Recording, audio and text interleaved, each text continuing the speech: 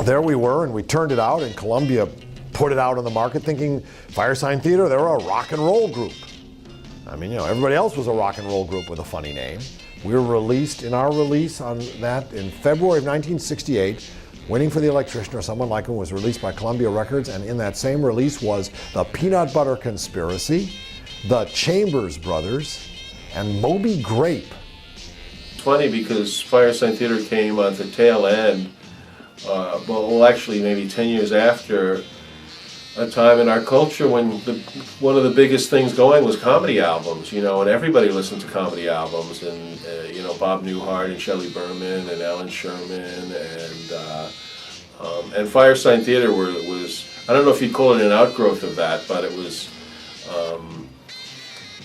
you know, the idea of a comedy album taken to a different level, you know, and also I think they very specifically did it as audio comedy, you know. In other words, like a Bob Newhart album was kind of like something you could, it was like his stand-up act, but it was on his album, whereas Firesign Theatre was, it seems like they mixed it, that a person would be sitting and listening to it, and it would be kind of seeping into their brains.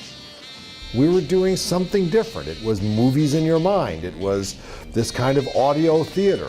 A lot of what we did, when we went into Columbia Records first, we were literally producing on mono, then 2-track, then 4-track, then 8-track, working our way up through those first 3 or 4 albums.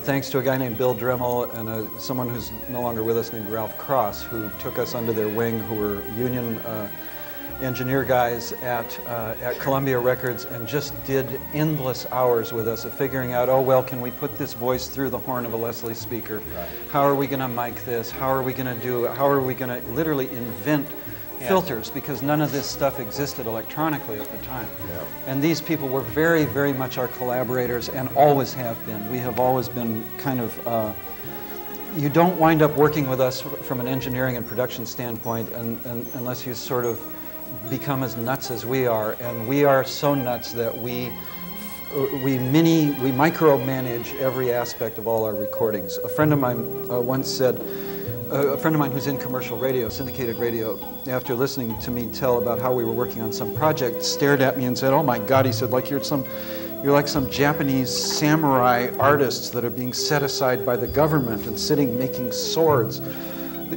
Feels like that. Molecule by molecule. It's good. It's good. Molecule by molecule. And I thought to myself at the time, how have we existed in the commercial world? How have we in fact managed to sell records? And you know, why in fact are we still sitting here? Yeah. And it's because I think our engineers have always laughed with us. We tend to try and fold everybody that's working with us into the fantasy, and somehow that's how we work. The folding everybody into your work is a key thing, and in my professional life in radio everywhere, that's always, I've always said, that's the Firesign style. What I'm going to teach you is the Firesign style. It is inclusive, not exclusive. We are inclusive, and that's what makes it work.